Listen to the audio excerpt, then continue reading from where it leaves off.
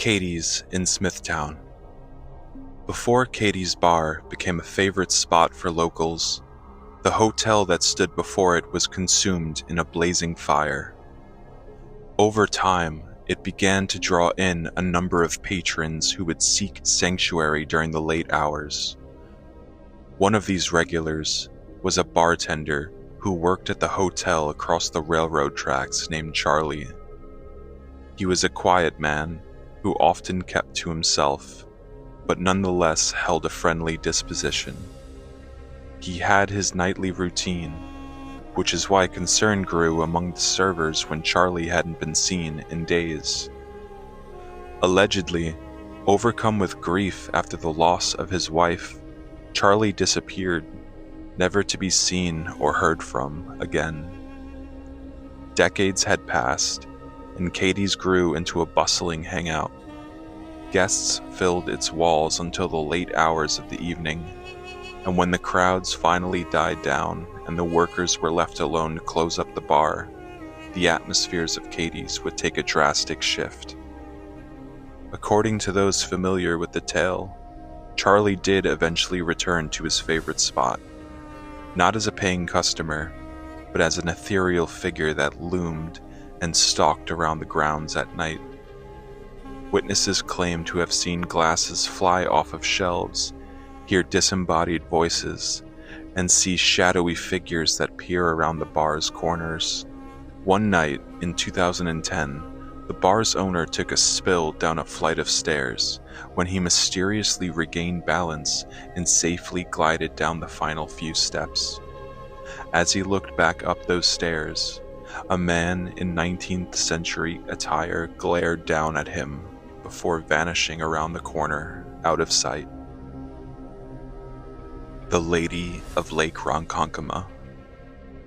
In the 1600s, Long Island was inhabited by Native American tribes, one of which is called the Setauket.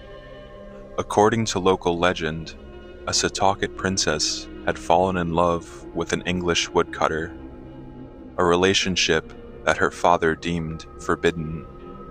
Separated for 7 years, she would often lament to her lost lover in handwritten letters. She never heard from him again in all of those years. One night, while she was consumed by sorrow and heartbroken, it is said that the princess plunged herself into the cold depths of the nearby lake. Her body had been lost, but her vengeful soul is said to haunt the dark waters of Lake Ronkonkoma. Since that night, hundreds of lives have been lost there. A former lifeguard of 34 years claims to have been called to or witnessed nearly 30 drownings in the lake. Each of the victims were men, a detail that has always stuck out to him and one he often thinks about in the late hours of night. He says that on those nights, as he falls asleep, he finds himself alone on those waters again, rocking back and forth aimlessly. And when he looks down into the murky depths of the lake, he can see the shape of a woman standing at the bottom. Mount Misery and Sweet Hollow Road. Sweet Hollow Road and Mount Misery are a collection of roads that are infamous among locals of Long Island. These roads are said to be the most haunted roads on all of Long Island, and for years are the centerpiece of many different ghost stories and urban legends. Those familiar with the area and have attempted to traverse the roads at night speak of disembodied voices, shadow figures, and even a ghostly cop said to tail drivers with its lights on, only to vanish in an instant into thin air. Still others claim to have seen its driver in person, the back of his head bloody and caved in. These terrifying stories merely scratch the surface of what might actually be going on in these woods. It is rumored that according to Native American tribes, those woods are indeed haunted, and may in fact be forbidden, home to something that Long Island's earliest known settlers feared and respected. a being they called the Thunderbird. I personally had an experience on these roads one night myself. I used to work as a hot tub technician, and my work orders sent me all over the island. One day, I was sent to a house that sat at the top of Mount Misery. I remember being annoyed, actually, as it was my final work order for that day, and it was so much further out of the way from my office. I knew it was going to be a long ride back, sat in traffic. Regardless, I made my way to the address. It's worth noting that I had a commercial work truck on me. This is a relevant detail for later.